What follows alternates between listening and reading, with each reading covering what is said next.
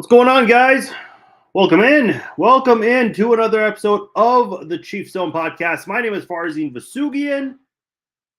We are at the end of September. And after Thursday Night Football, the rest of the Week 4 games all happen in October. It's already October. Amazing. Crazy. But nonetheless, we are here to talk about the Chiefs as they play the Jets later this week. Obviously, we will break down the game. I'll give you guys my prediction for that game. Should be a good one for the Chiefs once again. I'll just put that out there. When you look at the numbers, the Chiefs are just favored in so many ways. So I'm very curious to see that and how that goes. I'll give you guys my thoughts on that. We're at week 3 now. We're heading into week 4, and I think this is a good time to look at the team and reflect a little bit. And this is kind of where we know who's good, who's not in the NFL. So we can start talking about those kinds of things as well on this podcast. When you look at the Chiefs rankings, both on offense and on defense, a lot of good across the board. I think a lot of people are definitely going to like what they're going to hear on this podcast. So we'll get into that very shortly. Dean Blandino, the rules expert for Fox, was on SiriusXM NFL Radio, and the Jawaan Taylor situation, I should say, came up. You guys are going to want to hear what he said. He revealed something very interesting regarding the Jawaan Taylor matter. All of that, much more here on this episode of the Chiefs Zone. Again, appreciate you guys listening or watching live on Facebook and on YouTube. For those of you watching and listening archived on those 2 pages, or if you're listening to the podcast version on Apple, Spotify, wherever, big thanks to everyone tuning in as we get week 4 kicked off with the Lions and the Packers tomorrow night. Should be an interesting game there. We'll do our week 3 roundup and maybe preview a couple of week 4 matchups as well. Not like in-depth breakdown or anything like that, but we'll definitely get into that a little later on. By the way, for those of you who are watching live, again, big thanks to all of you. If you guys don't mind, please click the like button. Comment on the either Facebook or YouTube, depending where you're watching from, and I'll definitely read some comments later on. I know the Red Friday live stream, the Red Friday live chat, I should say, that is when we do a lot of comment interactions. I haven't done that a lot with the podcast, the midweek Wednesday podcast, but I'm going to try to do that a little bit on this episode. So if you guys don't mind, please give this video a like and comment as well. Be patient with the comments. I'll get to those a little later on. So if you guys have a question, you want to get something out there, you want to speak your mind, comment below, and we'll get to those a little later on. Before we move on, I want to let you guys know that this podcast is brought to you by SeatGeek. Go to SeatGeek.com. Obviously, football season is in full swing. We still have some baseball games left as we are in the waiting stages of that season. Got a lot of things going on out there. Concerts, whatever it is. There's a big concert at Arrowhead this week. Some of you guys might be interested in attending, even though it might interfere with Sunday Night Football. But hey, it's Beyonce. Might be worth it for some of you out there. Go to SeatGeek.com, get your tickets on there, and I got a little gift for you guys who've never purchased from SeatGeek before. Use my promo code Farzine, and you will get $20 off your first purchase from SeatGeek.com. That's SeatGeek.com, promo code Farzine for $20 off your first purchase from SeatGeek. All right, looking at the Chiefs as a team right now, let's start with the defense because that is where they've been pretty consistent all the way through week 1 all the way to now. They're 6th in total defense.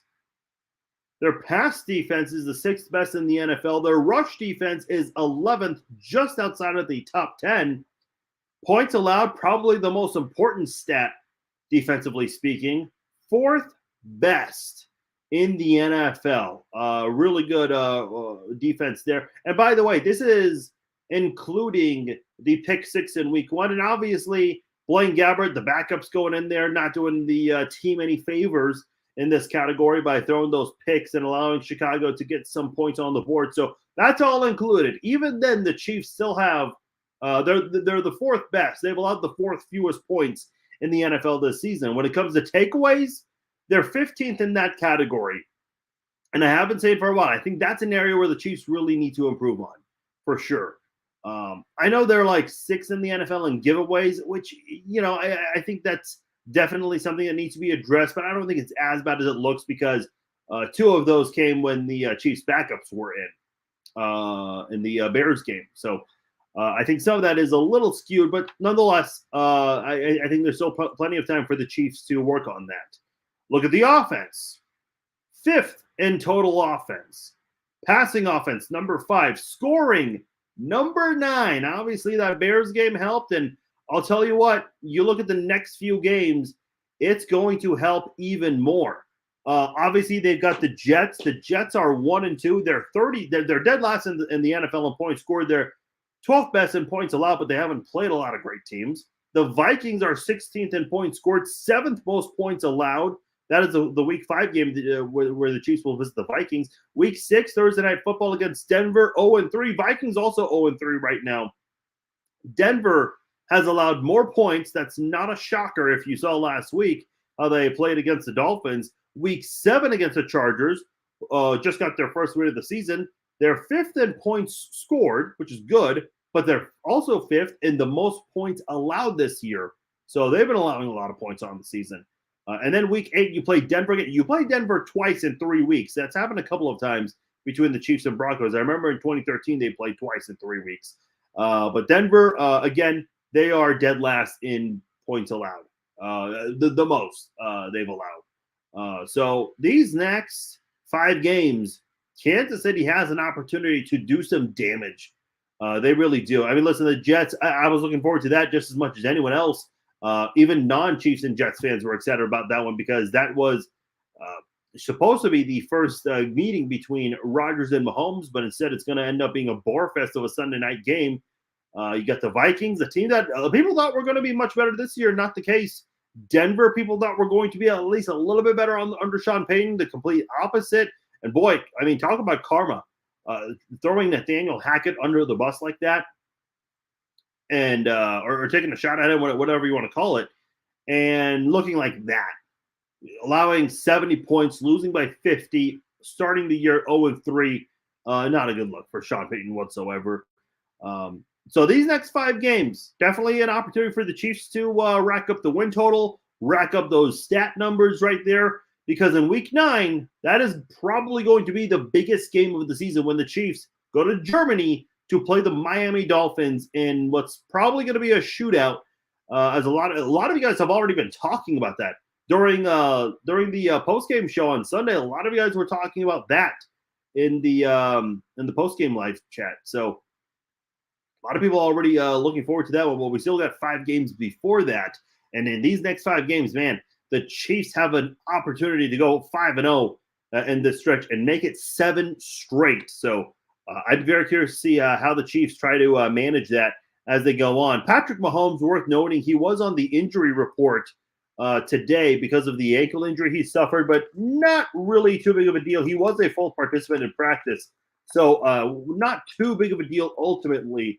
But we'll get into the injury report a little later. But the reason I make a point about the Patrick Mahomes matter right there is, if the ankle, if it's anything that's concerning to the team, they can, if you're anticipating blowouts in a lot of these games, you can maybe take Patrick Mahomes out a little early like you did in this one. Yeah, sure, it would have been nice to try to compete with the Dolphins and score 70 just like they did on the same day, but at the end of the day, you don't get bonus points. You don't get extra wins for that kind of thing. So winning 41-10 is completely, it is just as good as any other blowout out there. Obviously not the same as 70-20, but still nonetheless, it is a good feeling. So the Chiefs, they're in the top 10 in a lot of categories on both offense and defense.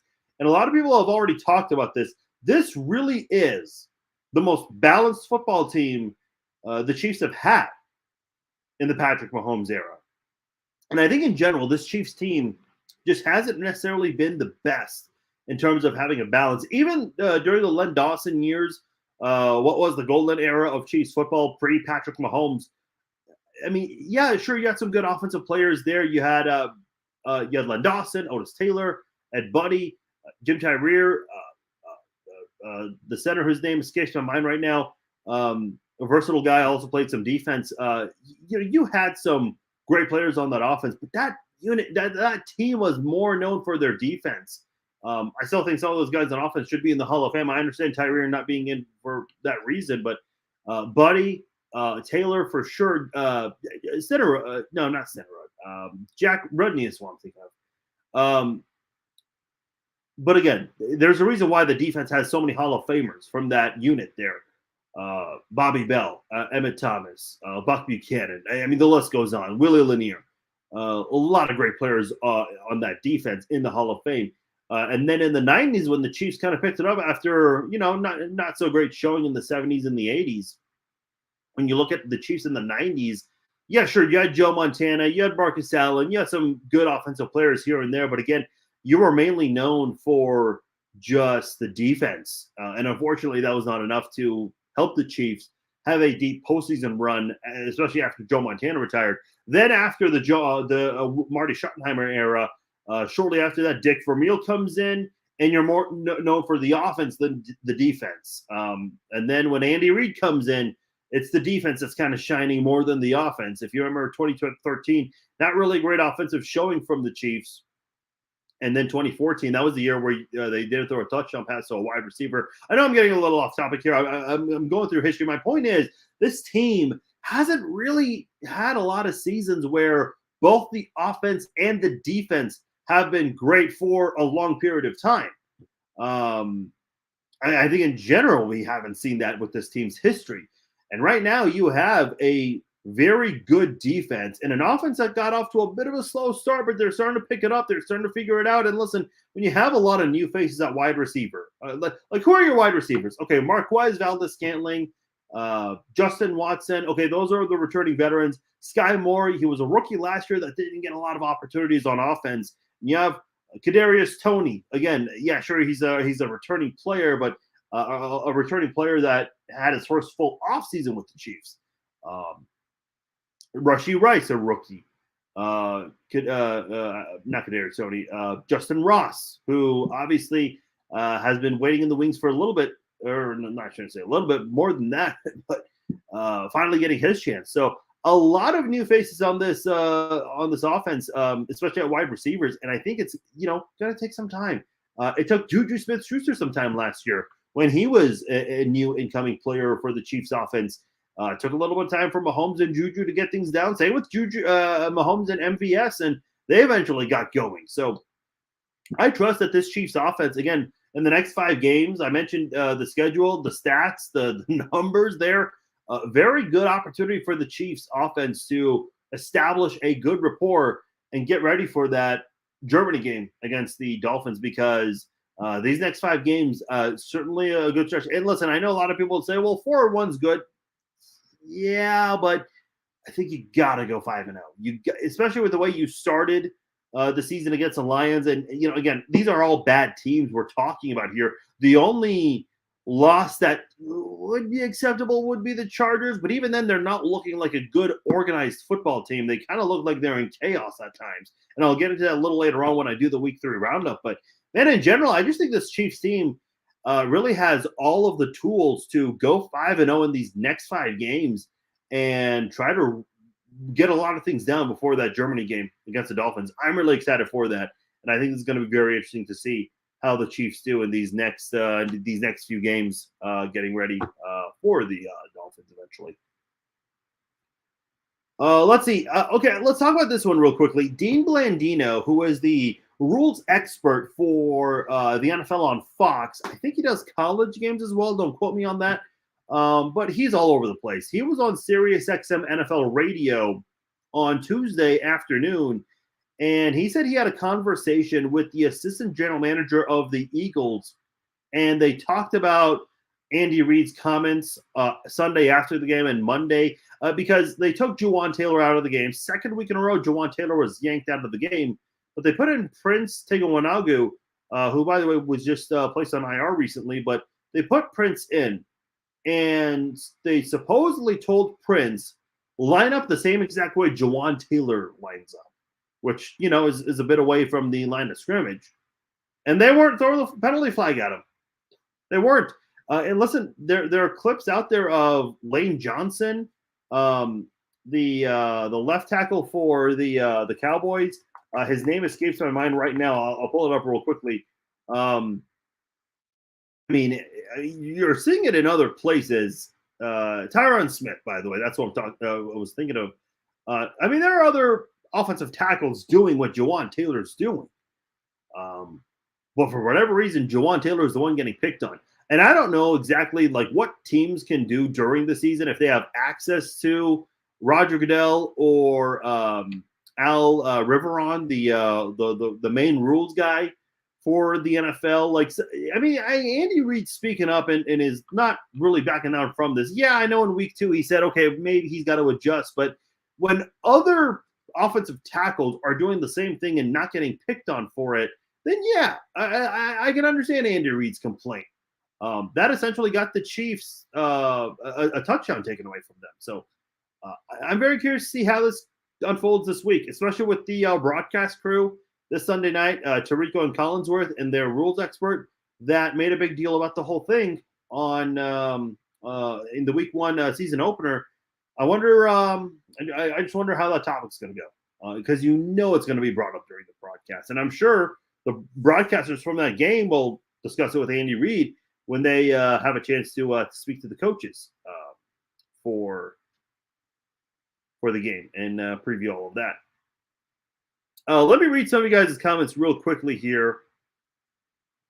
Brad says, the only Kelce Swift that matters is the Eagles one. Obviously, you're referring to DeAndre Smith and Jason Kelce. Did you go see GNR a couple days ago? I don't know what GNR is. Yeah, Bud, we just went over. I know I'm just catching up on your comments here. Layla says, I like the defense, the youngest defense. Yes, this is a good point. I did not mention this. This is the youngest defense in the NFL. A lot of people were talking about this earlier this week, and for the defense to be this good, man, it's off to a nice start. By the way, let me say this about Chris Jones, because I know I've talked about, you might need to pick and choose who you keep around. What if the Chiefs did this? What if Brett Veach told Creed Humphrey and Trey Smith, look, we know you're eligible for new deals, but we're going to ask you both to be patient for 1 more year, and we'll give you what you want the following year. So they can re-sign Chris Jones for 2024, front load that Chris Jones deal heavily, that because Humphrey and Smith would still be on their rookie deals. Then in 2025, you re-sign Creed Humphrey and Trey Smith, and you can afford those guys a little more because the Chris Jones deal, again, will be front-loaded for 2024. That's just, a couch GM speak right there. So take that for what it's worth to you. But I was just thinking that the other way. Listen, I don't want Chris Jones gone. No one does. Unfortunately, there is this thing called the salary cap, and you got to prioritize who to keep around and who you decide to just part ways with. I think that might be the Chiefs' best course of action when it comes to the salary cap and trying to keep everyone and working around all of that. That might be the best way to go about things for the Chiefs. That's something I was thinking of earlier this week because Chris Jones, he's been off to a great start. Chris Jones is actually right now the #1 interior defensive player in the NFL. And also, who's the best cornerback in the NFL? Trent McDuffie. So you have 2 defensive players who are the best at their positions right now. And this is a defense that is playing better than the offenses right now. So it's going to be exciting to see how the Chiefs try to continue that moving forward. And then obviously in the offseason, how they want to go about things there. Scott says, we are getting a stud on defense after his suspension is over. That is true. Yeah, you're talking about Charles Omenihu. A lot of hype from him coming from San Francisco. So, what can he add to the mix once he comes back? So it's almost like you're getting a first-round draft pick coming to your defense mid-season and helping out. So I'm very curious to see how that unfolds. Brad says need to utilize McKinnon in the passing game more, in your opinion. Yeah, and they kind of did that this past week. They got all the running backs involved, which I thought was awesome. That was good to see. What's a deal for Travis Kelce look like, tight end or wide receiver money? Well, I don't know, Brad, but Travis Kelce's made it clear in the Vanity Fair interview and in the other media as well that he's not looking to get paid much. Yeah, he's making a lot of money. I think he's top 5 still in tight ends getting paid, but he's not looking to be number 1. He's not looking to break any records in that area. A friend says Chiefs better not get too cute and fall asleep on the Jets. Those players on the Jets side have pride. Casey better stay committed to balanced game. Don't get one-dimensional. Yeah, that's a good point, and we'll get into that breakdown a little later on because that is very important to talk about the Chiefs and their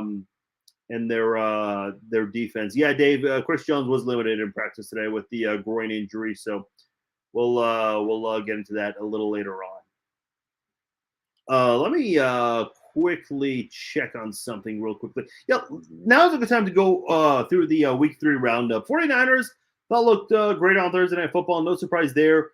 A few surprises here. The Browns surprised me with their one-sided win over the Titans. Another surprise to me was the Colts' overtime win over the Ravens.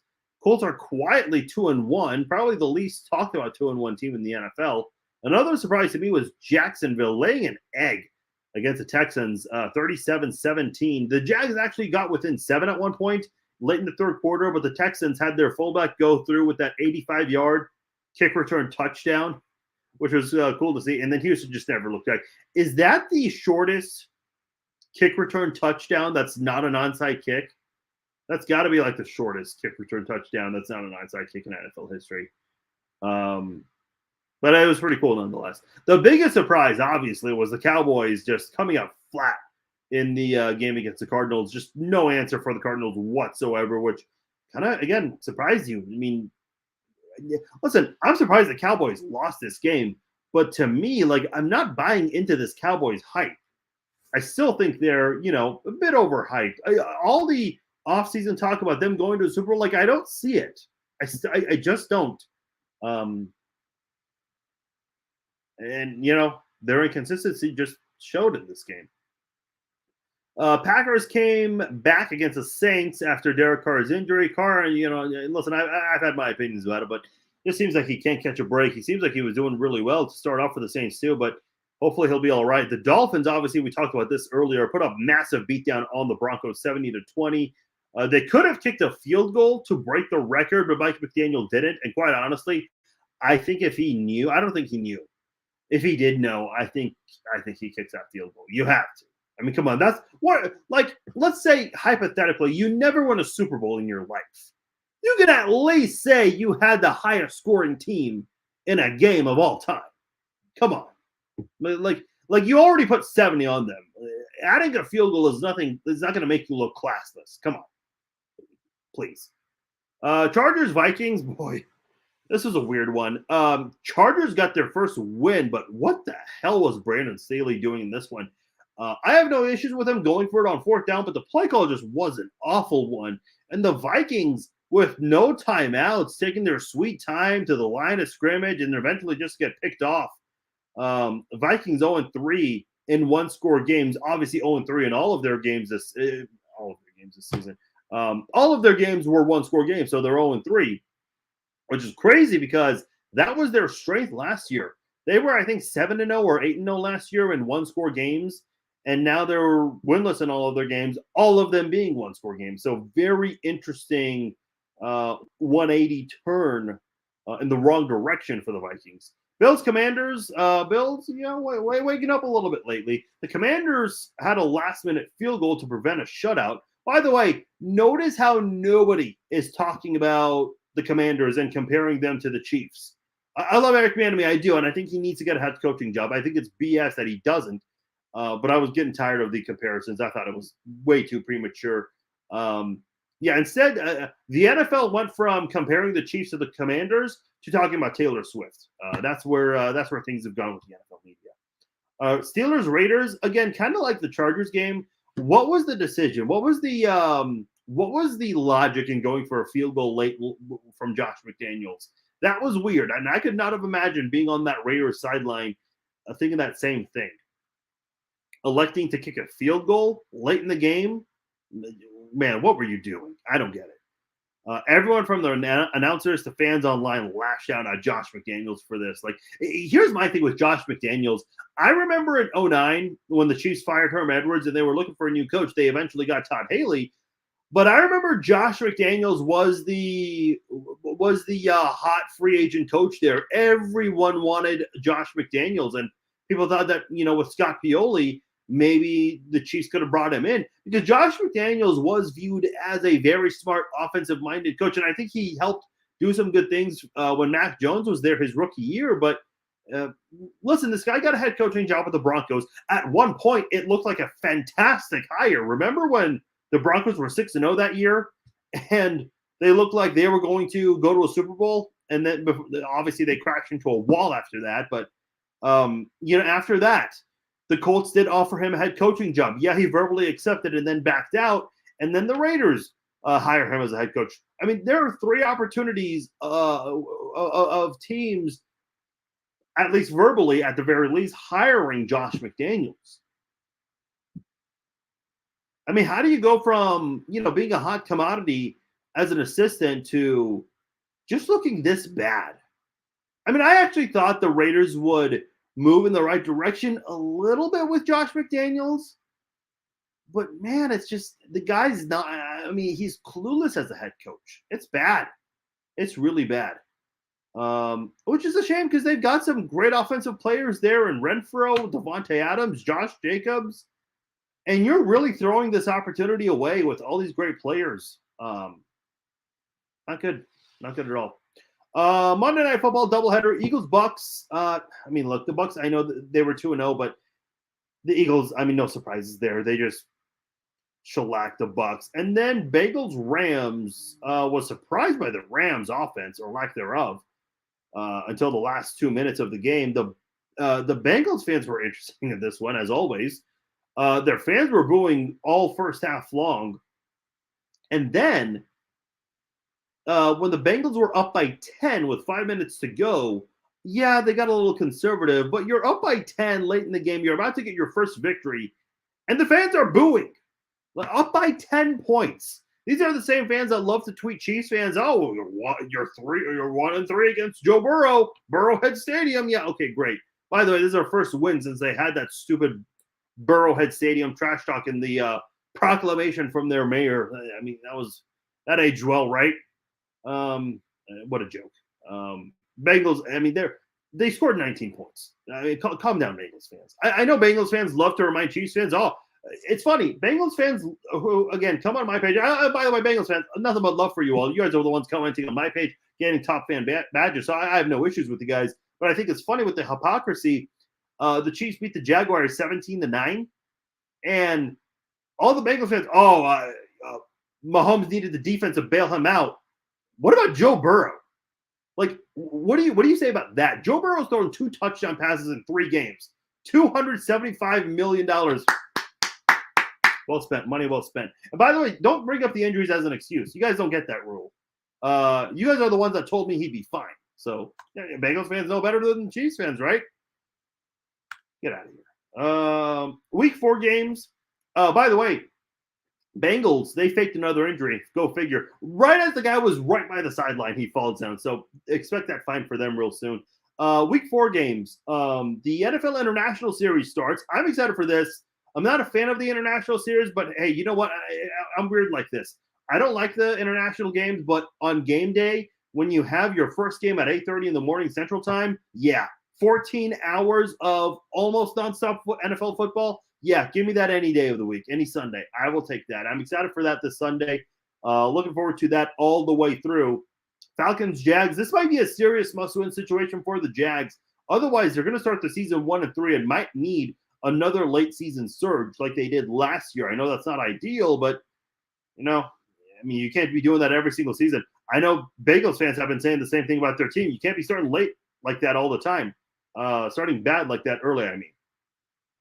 Dolphins, Bills, this should seriously be an epic game. It's a shame it's not a primetime game, but a lot of people will be getting that game for the noon CBS game. Ravens, Browns, the winner of that will advance to 3-1 in the AFC North.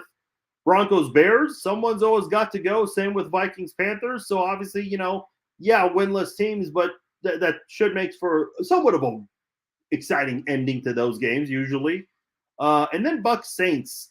This is also an intriguing one. Two teams that I don't know if a lot of people thought would be as good as they are to start off the first couple of weeks. I mentioned Ravens Browns. Someone's going to go 3-1 in the AFC North. Bucks Saints. Someone's going to go 3-1 in the NFC South. So that'll be very interesting to see in those few games. Those are really the games that intrigue me the most. So just felt like going over those games to start off here. All right. I will get into the Chiefs and Jets in a moment. Listen, I know a lot of people have their opinions on the whole Taylor Swift thing. I will make this quick, I promise. What a week for Travis Kelce. Since Taylor Swift attended the Chiefs game Sunday at Arrowhead, Travis Kelce this was as of roughly 24 hours ago, so I'm sure the numbers have changed. But Travis Kelce saw a 400% spike in his jersey sales. His podcast is dominating downloads right now. He added 383 Instagram followers. 24.3 million viewers watched the Chiefs and Bears game, number one watched game. So obviously that's good. 63% jump in female viewership, ages 18 through 49. 3-time increase in Chiefs searches on the web. 3-time increase in Chiefs sales on StubHub. Get your Chiefs tickets while you can before the Swifties do. By the way, the Chiefs sold more tickets in a single day since the start of the season. So good on the Chiefs. And even more so, like, here's how you know the craze is real. Okay. Let me get the picture for this. Apologize, not set up here. Let's go. Where is it? Look at this. This is on eBay. Travis Kelce, Taylor Swift used oxygen from Arrowhead Stadium. What is this? Like, okay, this is where it starts to get weird, okay? I pray to God no one's bidding on this. But, I mean, you know how the world works. Someone's going to bid. Someone's going to do it. Listen, let me just say this, because Travis Kelce did talk about this on his podcast, and he actually did not dive into this very much. And he said that he wants to keep things private. Patrick Mahomes was asked about meeting Taylor Swift, and he said, yeah, she's cool and all, but we're going to keep that private, which I can understand. That's classy on his part. But Travis Kelce is saying that he wants to keep it private. It's like, look, man, you're the one that made this public in the first place. And by the way, leaving Arrowhead Stadium in an open convertible with the two of you in it is not going to help with your privacy. I'm not excusing people who followed them. For those who followed them and took pictures, you're fucking creepy as hell. There's no ifs and or buts about it. That is creepy as hell. Travis Kelce claimed that people were like showing up at his house taking pictures. I couldn't tell if he was joking or not, but he says they've got like professional cameras that are not iPhones, so that's weird. By the way, this came out on TMZ. Let me Brad in the YouTube chat says gotta be a scam. Yeah. So this came out on TMZ. Yeah. By the way, look at this guy's face.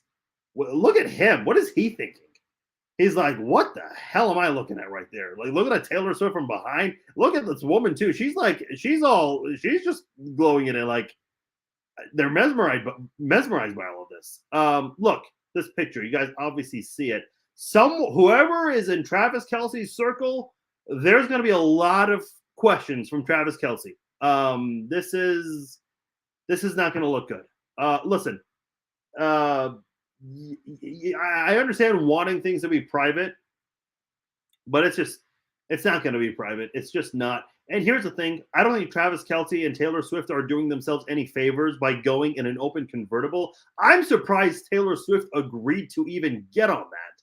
If I'm like someone of Taylor Swift's caliber, I'm saying, look, we're not getting in an open convertible. We are going we're going to be in a vehicle that has tinted windows, 100%. You can't be getting in an open convertible like that and then saying, okay, all right, we're here to keep things private. No, it doesn't. You can't have both ways. You just can't. Hey, listen, I wish them the best. I'm sure it's going to. Eddie just texted me, my friend Eddie, who was at the Cowboys Cardinals game. Good for his Cardinals. He just texted me and said, just listen to the New Heights podcast. Travis really has paparazzi outside his house now. LMAO. Yeah, that's where things are going. Listen, let me just say one last thing. For those who are like annoyed by this Taylor Swift thing, the coverage from the media, take a deep breath. Just breathe. Like, okay, have you guys turned on the news lately? There's a lot of shit in the news, okay? If this is like the most talked about thing on the news, just fucking smile, man. Like, if this is like the most talked about story out there, for all the negativity we have in our world, and listen, I know there are people making this political and, oh, Brittany has to be jealous. It's like, people, shut up. This is like the happiest thing that could be on the news right now.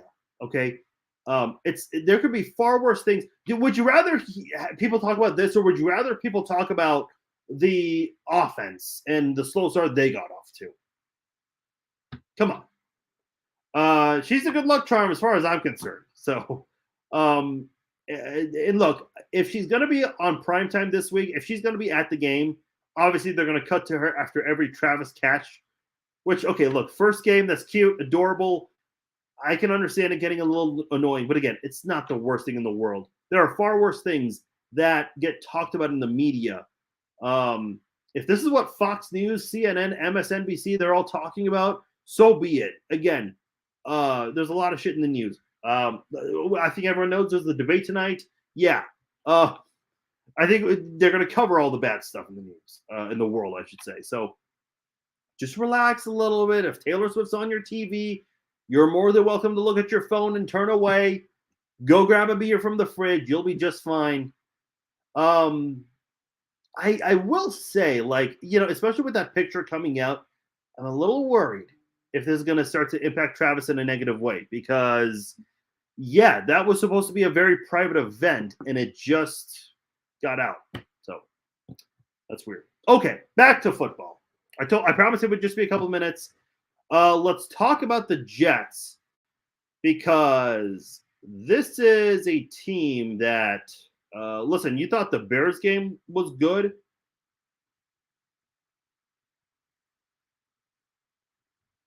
Okay, I'm apparently Willie Gay was trying to say something nice about the Jets offense, and he's caught in some Twitter drama. Okay, interesting.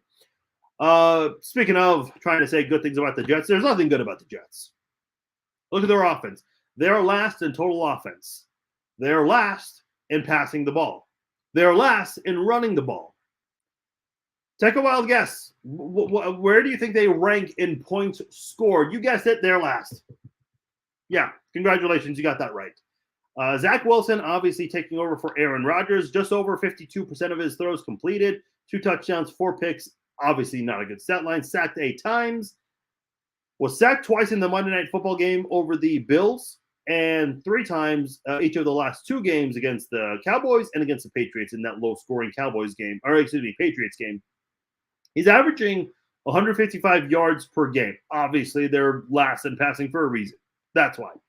Breece Hall, statistically speaking, he's a bright spot. 26 carries for 154 yards, 5.9 yards per carry. That sounds nice, right?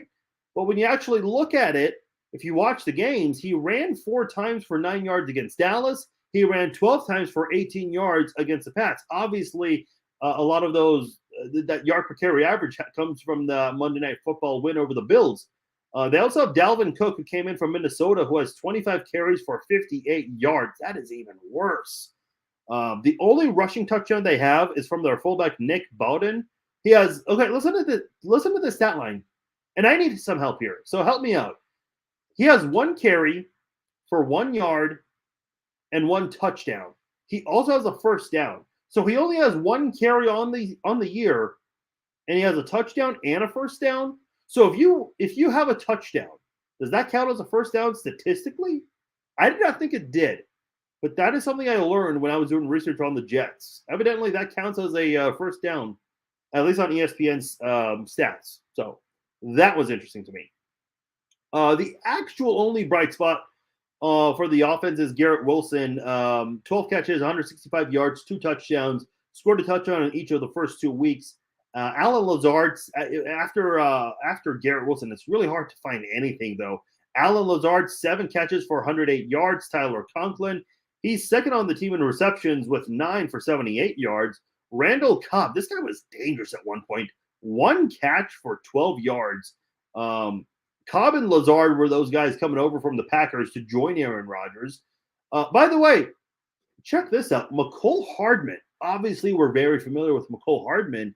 He has 1 catch for 6 yards, and I saw him lash out on Twitter recently, where he wasn't really happy with the recent criticism he's been receiving about injuries, and he's talking about how there are some things that people don't know about, and I'm wondering what that is. Obviously, the injury return for him was weird last year, coming back really at the 11th hour from the designated IR spot. I thought that was odd. No one knew what was going on. Everyone was questioning things. By the way, they have their rookie right guard, Joe Tippmann, second-round pick out of Wisconsin. You look at Zach Wilson, he's been sacked 8 times, 3 times in the last 2 games. Chris Jones, what a week for him, right? Going up against a rookie, possibly at times, and a chance to get closer and closer to those incentives. So could be a pretty good night for this Chiefs defense once again. They're last in the Jets are last in everything, so the Chiefs really have a chance to make some things happen in this game. Before we move on, I want to give a shout out to another sponsor of ours, Manscaped. Manscaped's got a lot of great products. So, gentlemen, you got a beard, you got some hair on your body.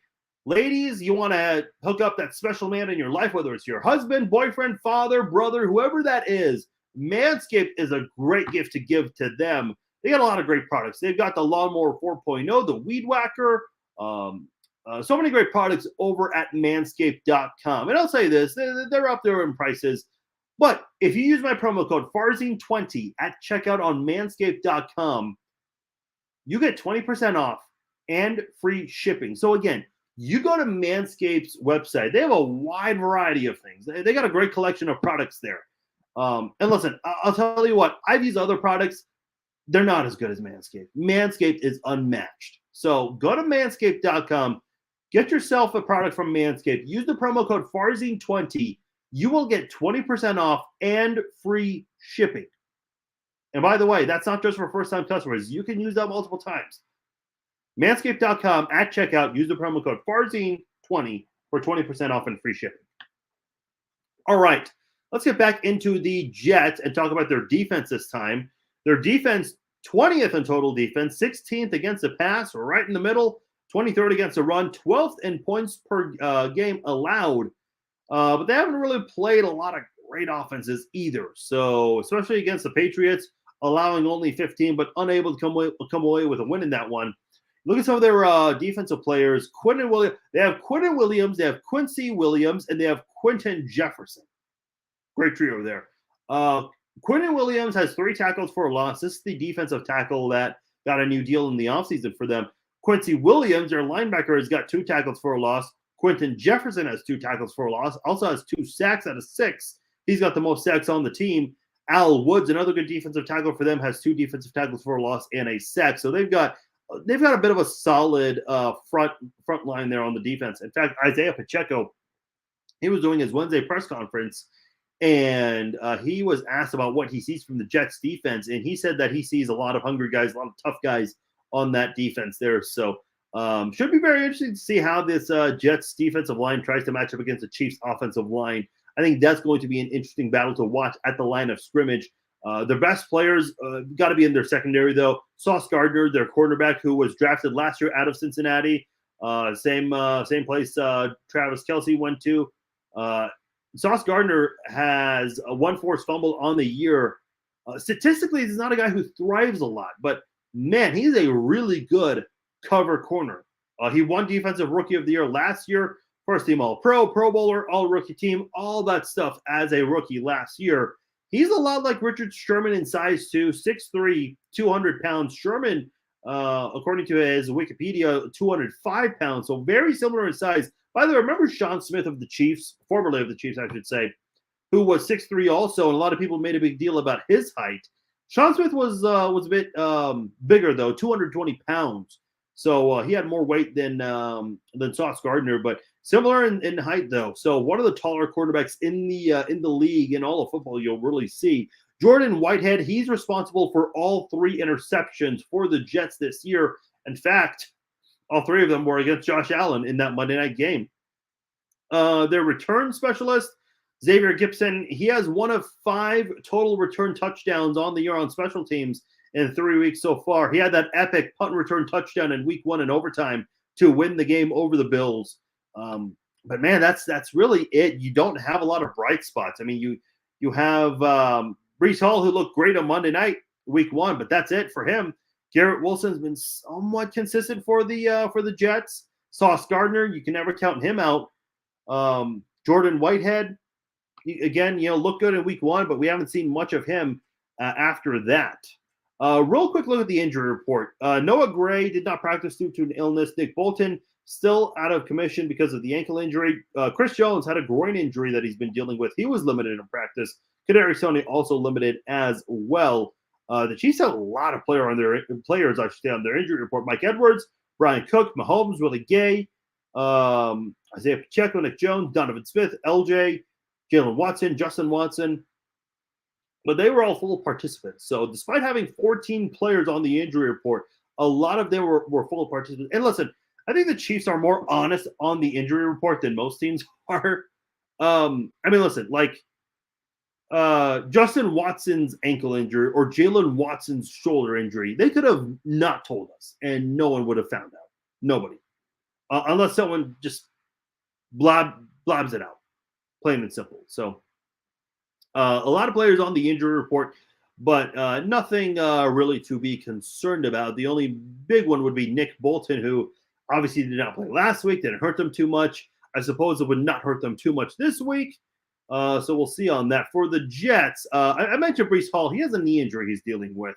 Their kicker, Greg Zuerlein, has a right groin injury, but was a full participant in practice. Other than that, nothing really to discuss with the rest of their injury report that is worth noting here. So yeah, you look at the Jets in general, they just don't have a great team overall in general. My score prediction in this one, obviously we saw the Chiefs go off against the Bears 41-10. I'm expecting a little bit of a similar output in this one. I think you'll see the Jets get some points late during garbage time.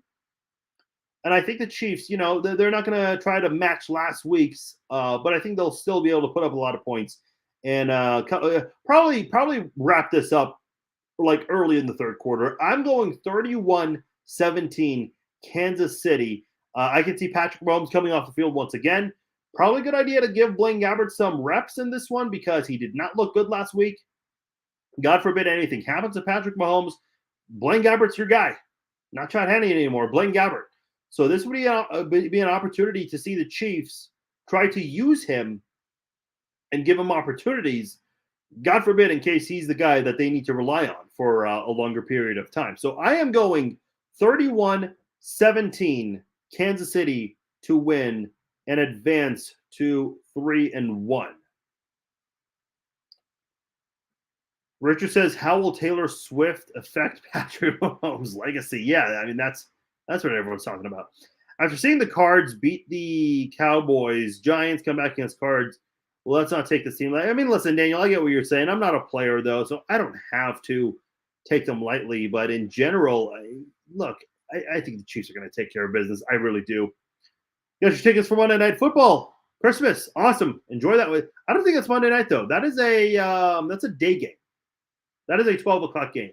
So double check the time on your ticket there, Joseph. Double check the time. Ashley says, I'm just glad Travis said today to please stay out of his private life, so I want to go back to football. Listen, let me say something to you guys that want football talk. I'm all for football talk. I've been posting football talk, but you guys are commenting far more on the Taylor Swift stuff than the football stuff. That's not my fault. That's your guys' fault. Come on. By the way, I love the people who are like, I don't care about Taylor Swift, but they write like a massive paragraph in the comment section about why they don't care. Come on. What are you doing here? Be better. Anyway, I think the Chiefs are going to be better this week. Record-wise, they'll improve to 3-1. Should be a very good week for the Chiefs.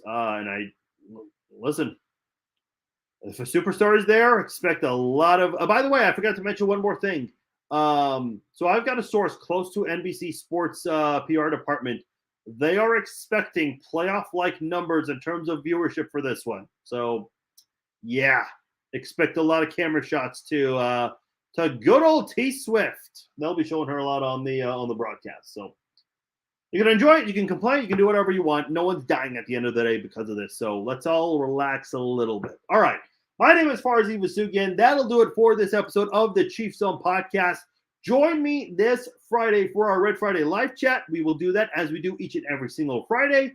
We will also do a pregame live chat. Since it's a Sunday night game, I do want to tune into the other games. I'm going to do our Sunday pregame chat a little early. So join me around 10 or 11 o'clock for that one. We will do our halftime live stream and our postgame live stream like we do every single postgame. That will go hand in hand with the Chiefs Zone podcast, the postgame, that is. All right.